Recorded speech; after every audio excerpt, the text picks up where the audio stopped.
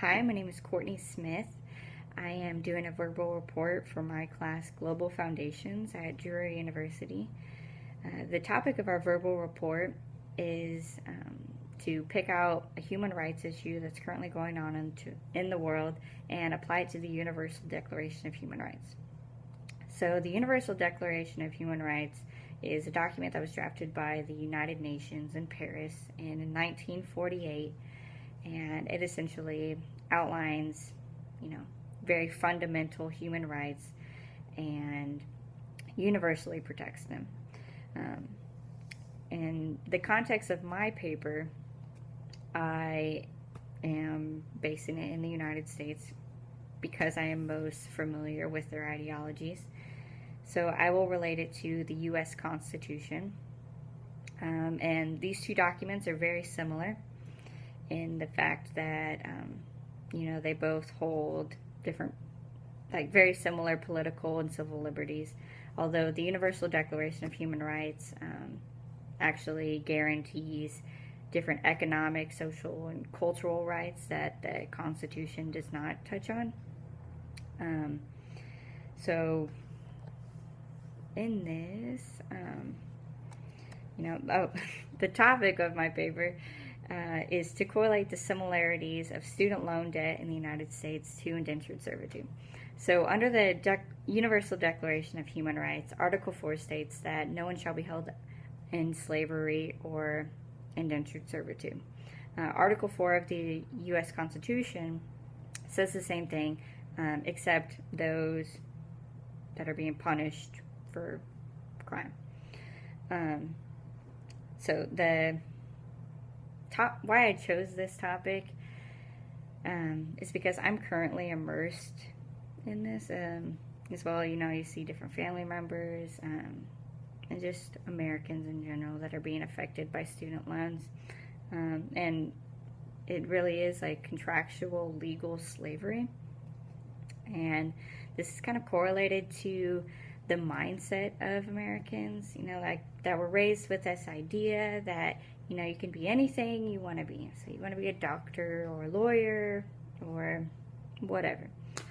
But it isn't till high school that you really realize, the different things that go with this. And it's really the numbers.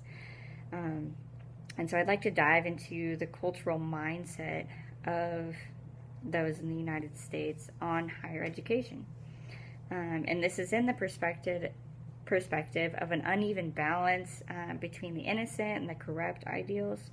The innocent being that, you are in high school and junior year you take your ACT, and senior year you're accepted to a college and you spend the next year planning and, trying to figure out what you may want to do.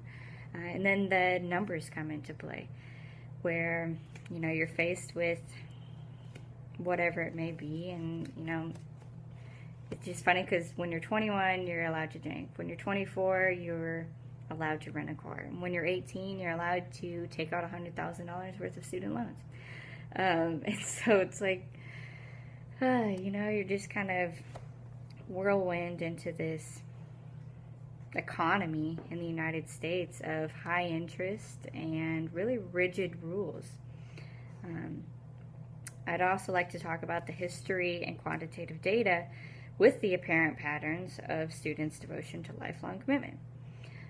So this kind of comes into play with, the idea that even 10 years ago, the average student today spends about $37,000 cumulatively on student loans.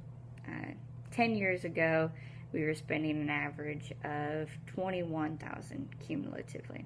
And this was actually at the height of, our economic crisis and job crisis.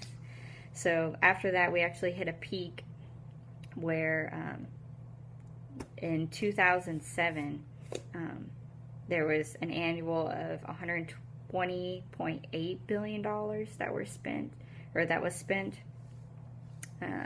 during that year, whereas in the 2016 to 2017 school year, $106.5 billion was spent. And this is all like very insignificant to the cumulative $1.49 trillion of student loan debt that currently stands in the United States. And this is based off of about 44 million borrowers. And this is actually an increase of 150% over the last decade. So with that, like, it's a lifelong commitment for a lot of people. And the devotion of student loans, it's the idea that, you know, time is money. And so when you're investing, you know, 2 to 6 years, whatever it may be, into school, you're investing your time.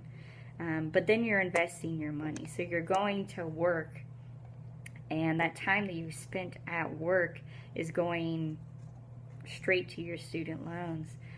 You know, so, I mean, it's crazy. In the history of it, you know, back in, it was 1976, student loans used to be dischargeable in bankruptcy. But bankruptcy code was modified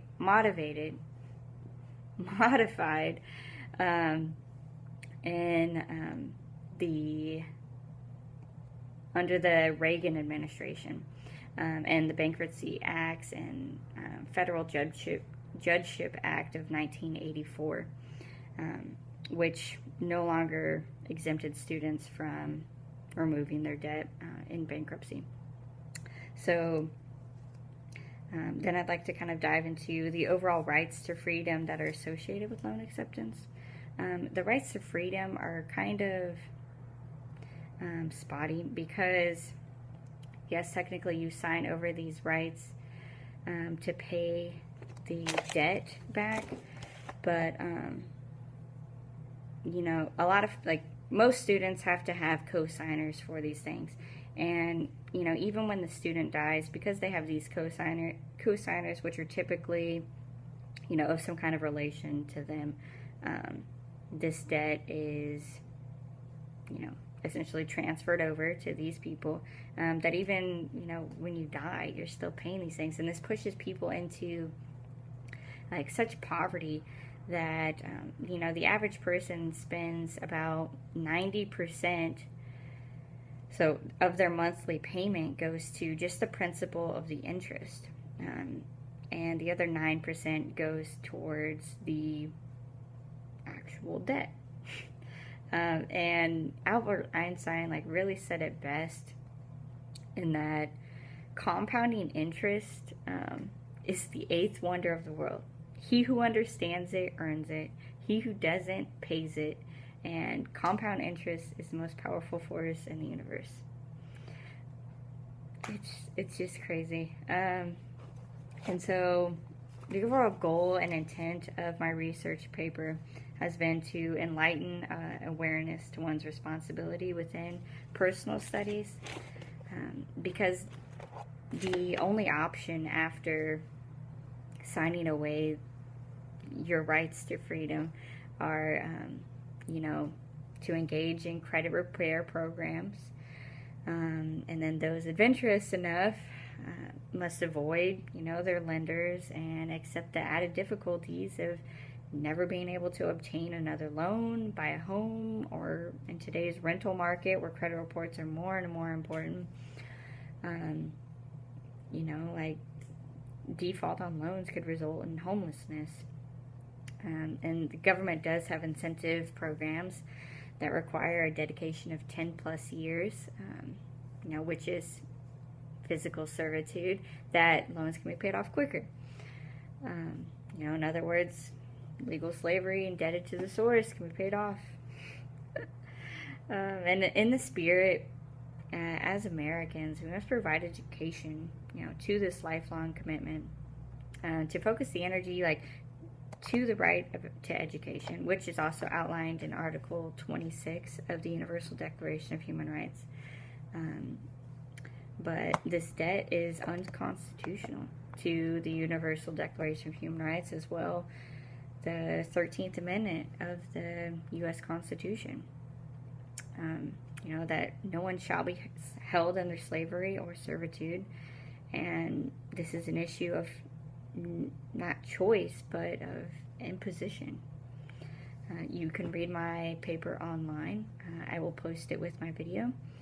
And if you have any questions or comments, you can get a hold of me. Thank you so much.